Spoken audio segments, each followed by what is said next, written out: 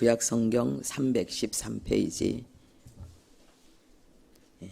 신명기 32장 1절부터 6절까지 말씀을 우리가 함께 합독하겠습니다. 하늘이여 귀를 기울이라. 내가 말하리라.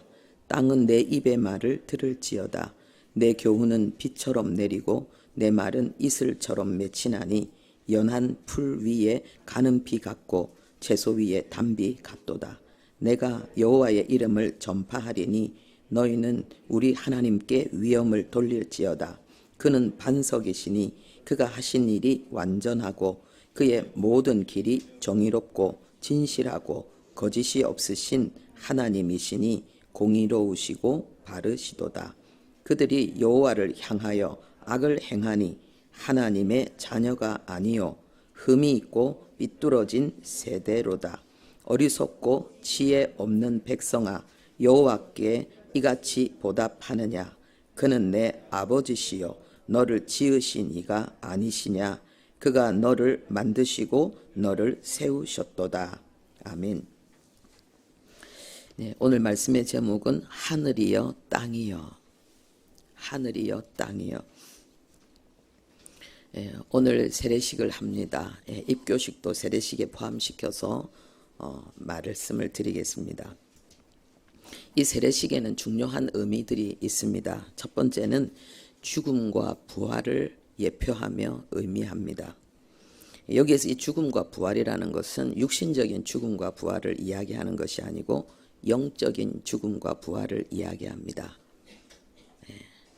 이제 과거의 지식과 감정의 의지를 버리고 하나님의 진리의 지식과 성령의 감화 감동과 예수 그리스도의 십자가의 순종과 복종의 의지로 내가 살아가겠다고 결단하는 것이며 그것을 하나님 앞에 세상 앞에 공포하는 것입니다. 구약시대 성도들도 세례를 받았습니다. 고린도전서 10장 2절에 하나님이 바울을 통해서 말씀하셨는데 모세에게 속하여 구름과 바다에서 다 같이 세례를 받았다고 합니다. 홍해 사건을 이야기하는 거지요. 세례가 그만큼 중요하기 때문에 구약시대 성도들도 그 세례를 받았다고 성경이 증거하고 있습니다. 그리고 이사야 선지자를 통해서도 하나님이 이사야 43장 16절에 내가 그들을 바다 가운데 길을 큰 물 가운데 지름길을 내서 그들을 인도했다라고 말씀하십니다. 세례를 이야기하지요.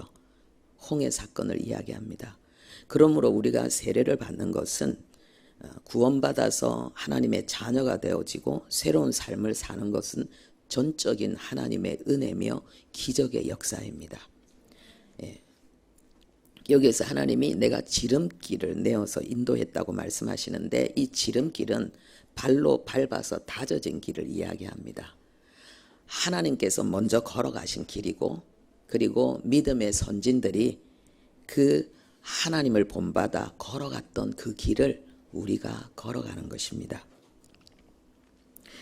또한 이 세례는 지금까지 살아왔던 세상과의 이별과 단절을 의미합니다.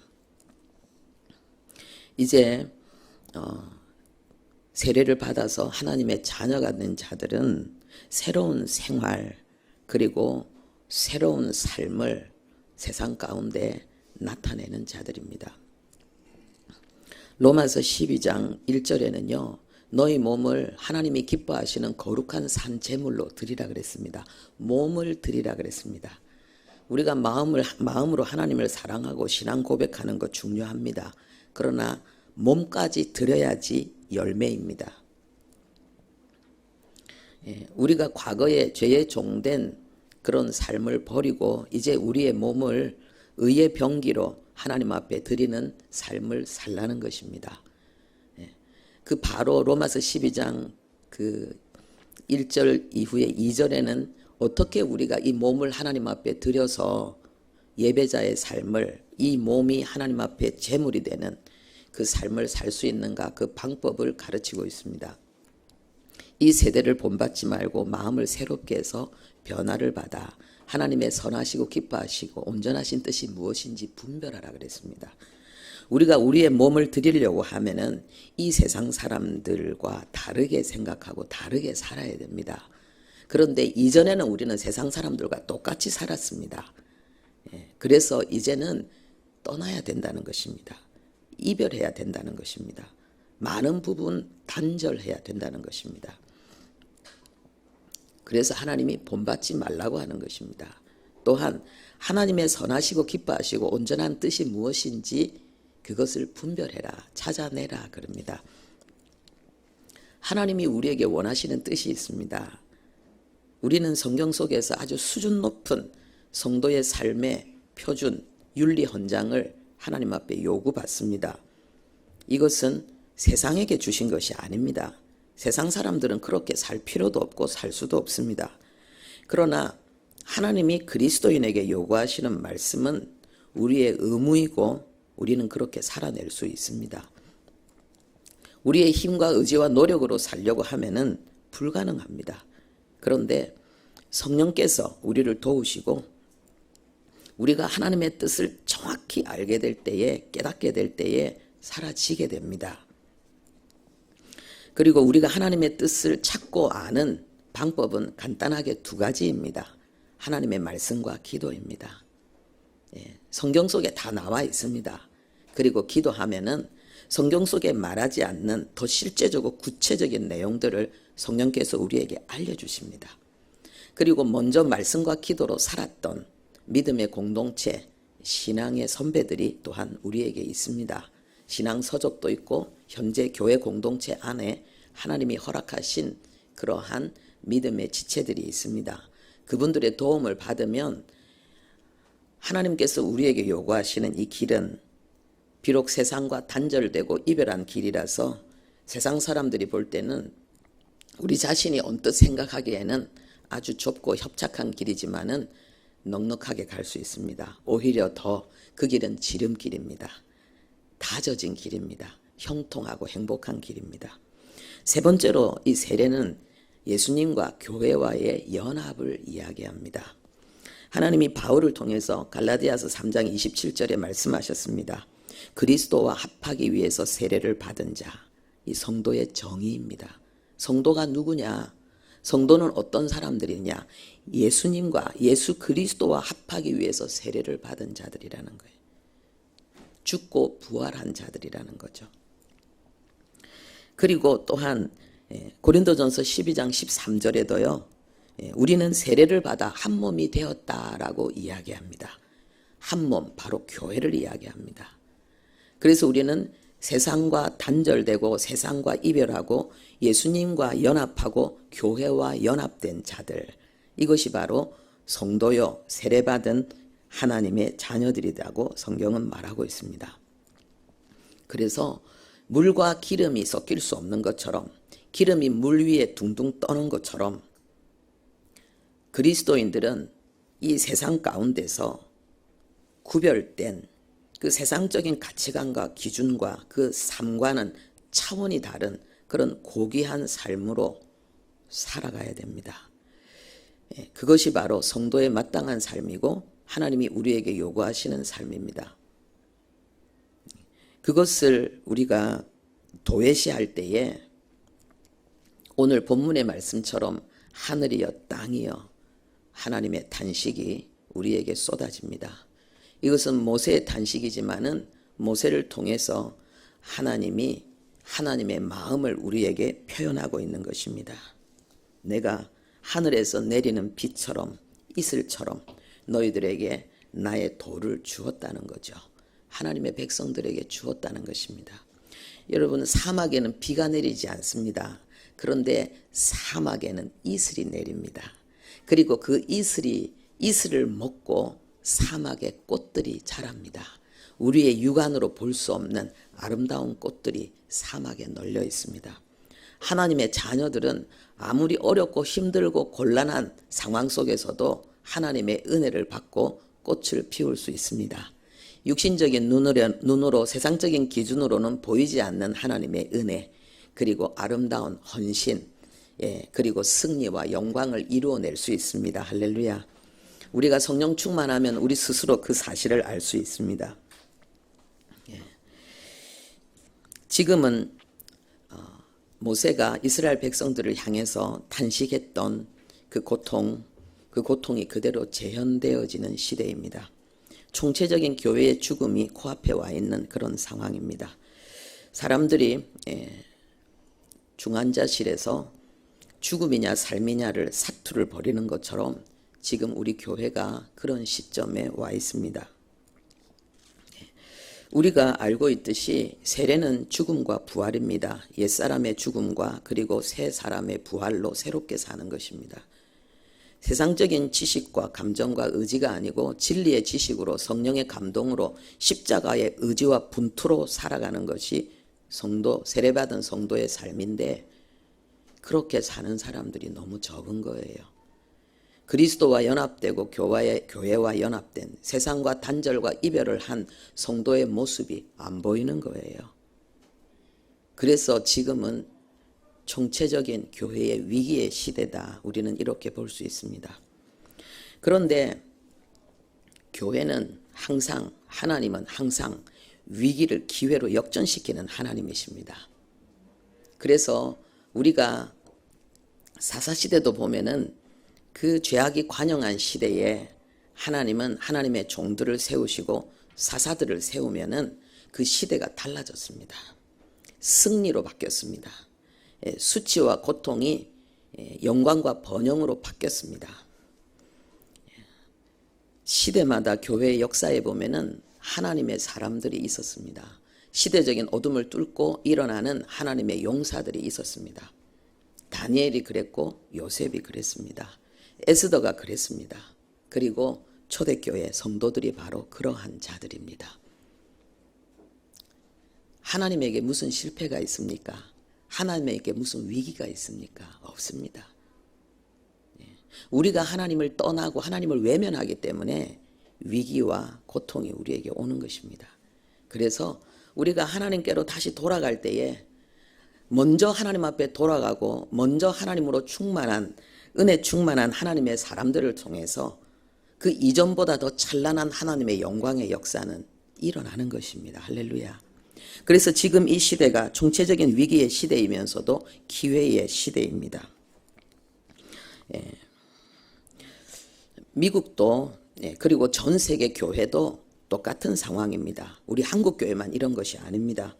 1993년도에 데이빗 웰스라는 사람이 책을 썼습니다. 신학실종이라는 책을 썼고 그리고 윤리실종 그리고 용기 있는 기독교라는 그런 책들을 써냈습니다.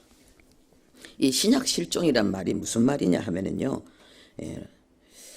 하나님의 말씀이 있을 곳이 없다는 뜻입니다. 이것은 요한복음 8장 31절부터 37절까지 예수님이 말씀하신 그 내용을 제목으로 정했고 그리고 그 내용을 우리에게 가르치고 있는데 그 내용이 뭐냐 하면은요, 예수님이 자신을 따르던 사람들에게 이야기했습니다. 너희가 내 말에 거하면 참 내 제자가 되고 진리를 알지니 진리가 너희를 자유케 하리라 말씀하셨습니다.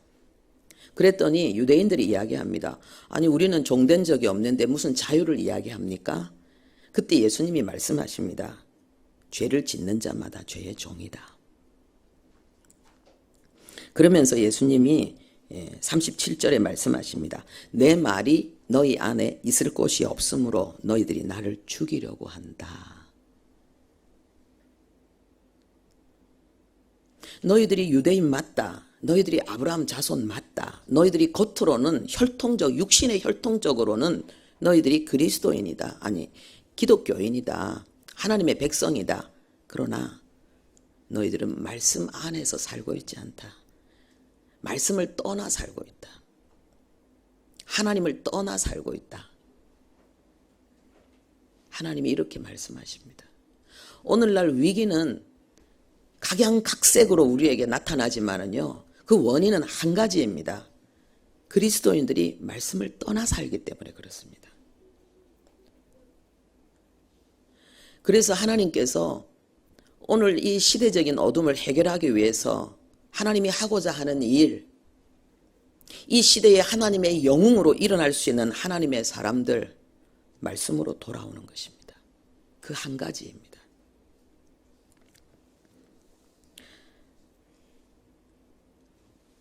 하나님의 말씀대로 사는 것이 어렵지 않고 쉽다고 성경은 우리에게 말씀하고 있습니다. 신명기 30장 11절에 하나님의 말씀은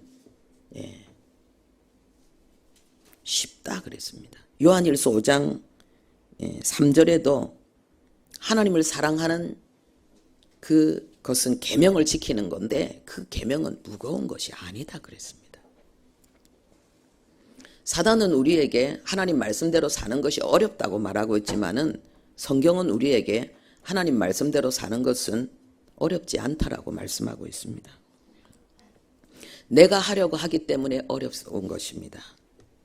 아직도 나의 의로 나의 영광을 위해서 살고 싶어 하기 때문에 어려운 것입니다. 하나님의 의와 하나님의 영광으로 살려고 할 때에 하나님의 말씀 준행은 우리 안에서 은혜로 이루어지게 되어 있습니다. 신명기가 뭡니까? 다시 말씀을 주는 것입니다. 새로운 말씀이 아니라 전에 주었던 그 말씀을 다시 주는 것입니다. 여호수아가 두려워 공포에 떨었을 때에 그에게 주어진 그 삶의 무게를 감당할 수 없을 때에 그 사명이 너무너무 버거워서 고통스러워할 때에 하나님이 주신 답은 하나였습니다. 말씀을 묵상하라. 말씀을 묵상하라. 하나님의 말씀을 한 번 보고 한 번 생각하는 것이 아니라 10번, 100번, 1000번, 10,000번 하나님의 말씀을 읽고 또 읽고 또 읽고 고민하고 묵상하고 그 말씀을 향해서 나가라는 것입니다. 그러면은 그 말씀이 우리의 영혼 속에 새겨집니다. 뇌세포에 새겨집니다. 성령께서 우리를 그 말씀을 통하여 사로잡으십니다. 성경을 많이 아는 것 중요하지만은 때로는 남이 모르는 것을 아는 것도 신나는 일이지만은 그보다 훨씬 더 중요한 것은 하나님의 말씀을 묵상하는 것입니다. 한 말씀을 깊이 이해하고 그 한 말씀을 지키기 위해서 그 한 말씀에 순종하기 위해서 나의 존재를 하나님 앞에 내어놓을 때에 그리고 성령의 도우심을 간구할 때에 나머지 66권 속에 있는 수많은 성경 말씀도 같이 준행되어지는 은혜를 받게 됩니다. 오늘 예수님이 우리에게 말씀하신 것, 하나님의 말씀에 거하면 주님의 제자가 되고 그리고 그 말씀이 그 진리가 나를 자유케 한다는 거예요. 하나님의 말씀에 거한다는 말이 무슨 말입니까? 말씀에 순종하며 말씀을 실천하며 사는 거죠. 그러면 우리는 제자가 되고 우리는 세상에서 자유할 것이라는 것입니다. 세상과 이별하고 단절하는 것을 넉넉히 하게 될 것이고 육신의 정욕을 이기고 살 수 있게 될 것이라고 주님이 말씀하시는 것입니다. 오늘 세례 받으시는 분들 오늘 이 말씀을 기억하시고 이 시대에 하나님의 탄식이 아니라 하나님의 기쁨이 되시기를 바랍니다. 먼저 예수를 믿고 믿음의 선배로 여기에 함께 하고 계신 모든 분들은 더욱더 오늘 세례받는 분들 앞에서 모범이 되시고 이분들이 종교인이 아니라 진정한 그리스도인으로 진정한 세례받은 자 옛사람에게서 죽고 새 사람으로 부활된 삶 세상과 단절과 이별된 하나님의 말씀을 철저히 준행하며 살아가는 그 길 걸어갈 수 있도록 여러분들이 잘 가르치시고 이끌어 주시기를 바랍니다. 기도하겠습니다. 하나님 아버지, 하나님이 얼마나 안타까우면 얼마나 답답하면 하늘이여 땅이여라고 외칩니까? 얼마나 소통이 안 되고 우리가 하나님의 음성을 듣지 못하면 우리가 얼마나 견고하게 하나님을 외면하고 있으면 하늘이여 땅이여 탄식하십니까? 하나님 아버지, 우리가 어떤 선한 일을 한들 우리가 어떤 그 유능한 일을 한들 우리가 하나님이 탄식하는 자 하나님을 아버지로 공경하며 하나님을 아버지여 예의로 대하지 않는다면 우리는 짐승과 같은 이성 없는 자들이라고 하나님은 탄식하십니다. 세상 사람들이야 어쩔 수 없지만은 하나님 예수 그리스도로 말미암아 세례를 받아 세상에 대하여 죽고 죄에 대하여 죽고 하나님 앞에서 의에 대하여 말씀 앞에 살아있던 우리가 그렇게 산다면은 하나님 그것은 얼마나 더 악이며 하나님 앞에 더 비통함이 되겠습니까? 아버지여 진정한 그리스도인으로 살게 하시고 하나님 우리가 진정한 교회 공동체 세상의 빛과 소금의 역사를 이루는 우리들이 될 수 있도록 이 시간 우리를 새롭게 하여 주옵소서. 예수님의 이름으로 기도합니다. 아멘.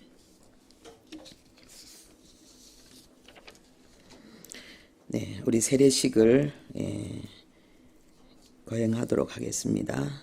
먼저 윤지영님, 서우탕님, 최서진님 앞으로 나와주시기 바랍니다. 여기 윤지영 성도님 먼저 서시고 그 다음에 이렇게 세 분이 서시면 되겠습니다.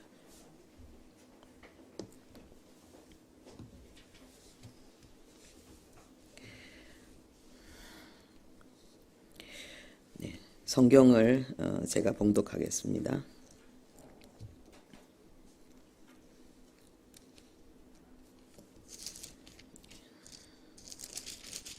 로마서 6장 3절 4절을 제가 봉독하겠습니다. 무릇 그리스도 예수와 합하여 세례를 받은 우리는 그의 죽으심과 합하여 세례를 받은 줄을 알지 못하느냐. 그러므로 우리가 그의 죽으심과 합하여 세례를 받음으로 그와 함께 장사되었나니 이는 아버지의 영광으로 말미암아 그리스도를 죽은 자 가운데서 살리심과 같이 우리로 또한 새 생명 가운데서 행하게 하려 함이라. 아멘.